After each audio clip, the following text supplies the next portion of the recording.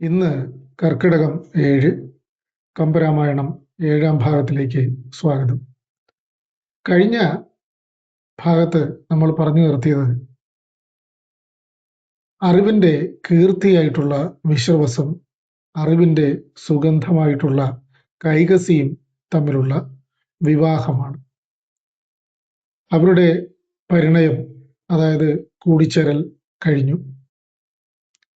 ഇനി അവർക്ക് വളരെ ശ്രേഷ്ഠരായിട്ടുള്ള അറിവിൻ്റെ നിറകുടങ്ങളായിട്ടുള്ള ലോക രക്ഷ ചെയ്യുന്നവരായിട്ടുള്ള രാക്ഷസ കുമാരന്മാര് ജനിക്കണം.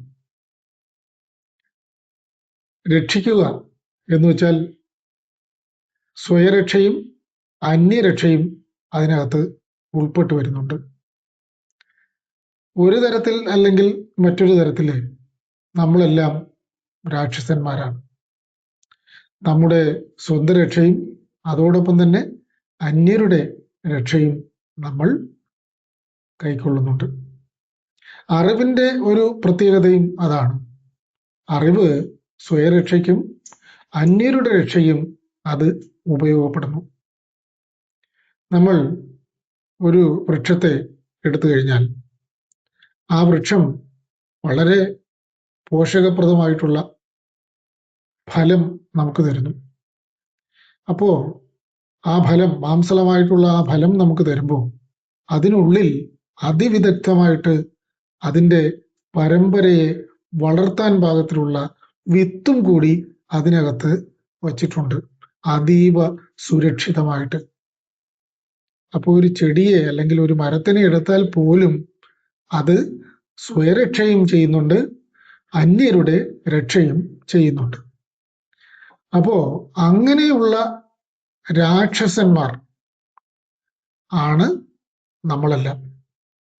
അത് ഈ ഭൂമിയിലെ എല്ലാ ജീവജാലങ്ങളും ഒരു തരത്തിൽ അല്ലെങ്കിൽ മറ്റൊരു തരത്തിൽ രാക്ഷസന്മാർ തന്നെയാണ്.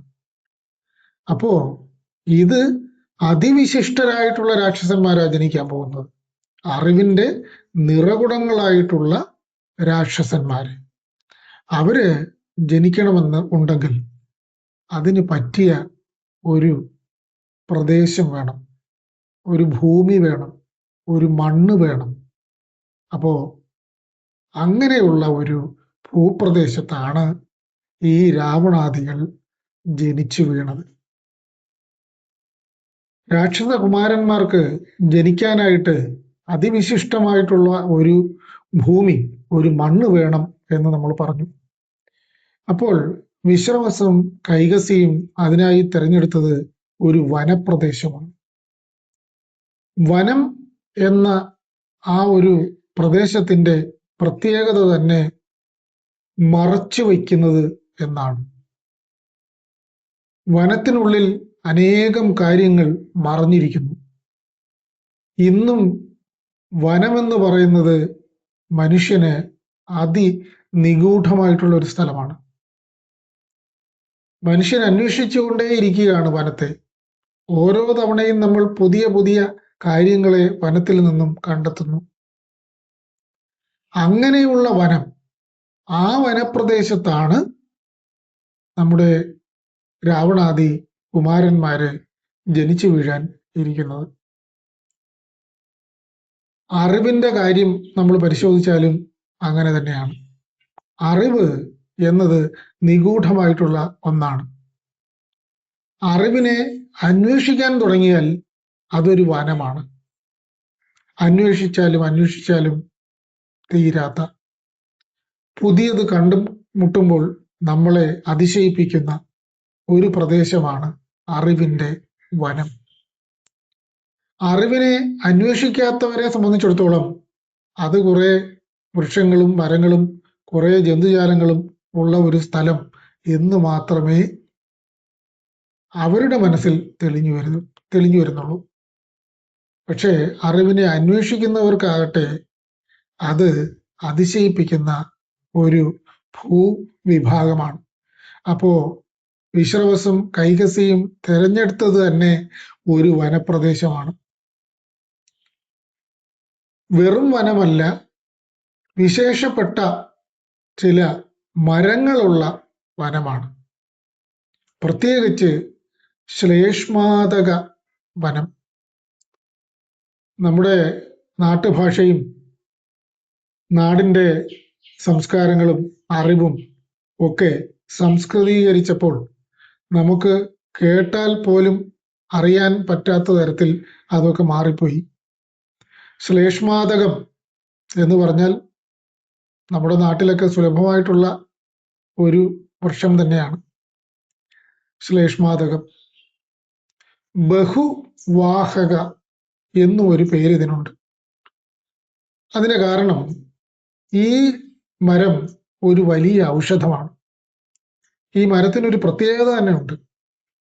അതിൻ്റെ ഇല ഒരു രോഗത്തിന് ഉപയോഗിക്കാം, തൊലി മറ്റൊരു രോഗത്തിന് ഉപയോഗിക്കാം, കായ വേറൊരു രോഗത്തിന് ഉപയോഗിക്കാം, പൂവ് വേറൊരു രോഗത്തിന് ഉപയോഗിക്കാം. ഇങ്ങനെ ഓരോ ഭാഗങ്ങളും വ്യത്യസ്തങ്ങളായിട്ടുള്ള രോഗശമനത്തിനായിട്ട് ഉപയോഗിക്കാവുന്ന ഒരു മരമാണ് ശ്ലേഷ്മാതകം. അപ്പോൾ അറിവിന്റെ കാര്യം നോക്കിയാലും അങ്ങനെ തന്നെയാണ്. അറിവ് ഒരു രോഗത്തിന്റെ ശമനത്തിനല്ല. രോഗം എന്ന് വെച്ചാൽ മനുഷ്യരുടെ സങ്കടങ്ങൾ. ജീവിത പെരും കടലിൽ അലഞ്ഞു നടക്കുമ്പോൾ നമുക്ക് വേണ്ടത് ഒരു തോണിയാണ്. ആ തോണി എങ്ങനെ ഉപയോഗിച്ച് കടലിലൂടെ ഈ ജീവിത സാഗരത്തിലൂടെ നീന്തി കരയ്ക്കടുക്കാം, അതിൻ്റെ ടെക്നോളജിയാണ് ആ തോണി ഓടിക്കുന്ന അറിവ്. അങ്ങനെ ഈ ജീവിതത്തിൽ അനേകം അറിവുകൾ നമുക്ക് ആവശ്യമായിട്ട് വരും. ശരീര രക്ഷയ്ക്ക് വേണം, മനസ്സിൻ്റെ രക്ഷയ്ക്ക് വേണം, നമ്മുടെ ജീവിത രക്ഷയ്ക്ക് മൊത്തത്തിൽ വേണം, സമൂഹത്തിൻ്റെ രക്ഷയ്ക്ക് വേണം, കുടുംബത്തിൻ്റെ രക്ഷയ്ക്ക് വേണം. അങ്ങനെ വ്യത്യസ്തങ്ങളായിട്ടുള്ള അറിവുകളാണ് നമുക്ക് ഉള്ളത്. അപ്പോൾ ഈ ശ്ലേഷ്മാതകം എന്ന വൃക്ഷത്തെ തന്നെ തിരഞ്ഞെടുത്തതിൻ്റെ, അതിനെ തന്നെ പ്രതീകമാക്കിയതിൻ്റെ ഒരു ഔചിത്യം നമ്മൾ തിരിച്ചറിയേണ്ടതുണ്ട്. ഈ ശ്ലേഷ്മാതകത്തിനെ നമ്മൾ കേരളത്തിൽ വിളിക്കുന്നത്, നമ്മുടെ അഗസ്ത്യാർകൂടത്തിലും ഉൾപ്പെടെയുള്ള ഇലപൊഴിയും കാടുകളിൽ സമൃദ്ധമായിട്ട് വളരുന്ന ഒരു വൃക്ഷമാണ് ശ്ലേഷ്മാതകം. ശ്ലേഷ്മാതകം എന്നതിനെ മലയാളത്തിൽ നമ്മൾ നറുവരി എന്ന് വിളിക്കും. നറുവരി, അതിനെ പശമരം എന്നും പറയും. ഇന്ത്യൻ ബ്ലൂ ചെറി എന്നാണ് പറയുന്നത്. അപ്പോൾ അത് നോക്കുമ്പോൾ നമുക്ക് വളരെ രസകരമായി തോന്നാം.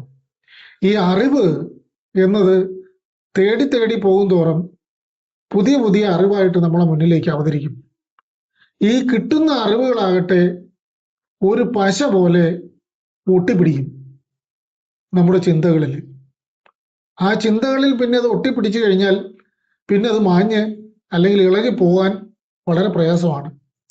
അപ്പോൾ ശ്ലേഷ്മാതകം അല്ലെങ്കിൽ നറുവരി എന്ന് പറയുന്ന വൃക്ഷത്തിൻ്റെ വനമാണ് വിശ്രവസും കൈകസിയും തിരഞ്ഞെടുത്തത് എന്ന് പറയുമ്പോൾ തന്നെ ആ അർത്ഥവ്യാപ്തി നമ്മൾ കാണേണ്ടതുണ്ട്. ശ്ലേഷ്മാതകത്തിന് തമിഴിൽ പറയുന്ന പേരാണ് നറുവിലി. അങ്ങനെ നമ്മുടെ ഗുജറാത്തിലും പിന്നെ പഞ്ചാബിലും, അങ്ങനെ ഇന്ന് നമ്മുടെ ഭൂപ്രദേശമല്ലാത്ത സിന്ധ് കിടക്കുന്ന സ്ഥലങ്ങളിൽ, അതുപോലെ ബലൂചിസ്ഥാൻ തുടങ്ങിയിട്ടുള്ള സിന്ധു നാഗരികതയുടെ ഉത്ഭവം ഉണ്ടായ സ്ഥലം എന്നൊക്കെ അനുമാനിക്കുന്ന സ്ഥലങ്ങളിൽ പോലും ഈ ശ്ലേഷ്മാതകം എന്ന് പറയുന്ന മരമുണ്ട്. പിന്നീട് വിശേഷിച്ച് ശ്രീലങ്കയിൽ ഈ മരം ഉണ്ട്. ശ്ലേഷ്മാതകം പോലെ ആണ് അറിവ്. അറിവുകൾ വ്യത്യസ്തങ്ങളാണ്. വിവിധങ്ങളായിട്ടുള്ള അറിവുകൾ കൊണ്ടാണ് നമ്മൾ ജീവിക്കുന്നത്. അതായത് ഒരു ശ്ലേഷ്മാതകത്തെയാണ് നമ്മൾ അറിവിൻ്റെ രൂപത്തിൽ നമ്മൾ ഉൾക്കൊണ്ടിരിക്കുന്നത്. അപ്പോൾ അത്തരത്തിൽ വിശേഷപ്പെട്ട ഒരു സ്ഥലത്താണ് നമ്മുടെ രാക്ഷസകുമാരന്മാർ, ലോകരക്ഷയ്ക്കായിട്ട് ജനിക്കുന്ന അറിവിൻ്റെ നിറകുടങ്ങളായിട്ടുള്ള രാവണാദികൾ ജനിച്ചു വീഴാൻ പോകുന്നത്.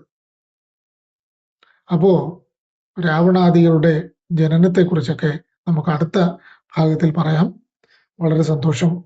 വളരെ നന്ദി.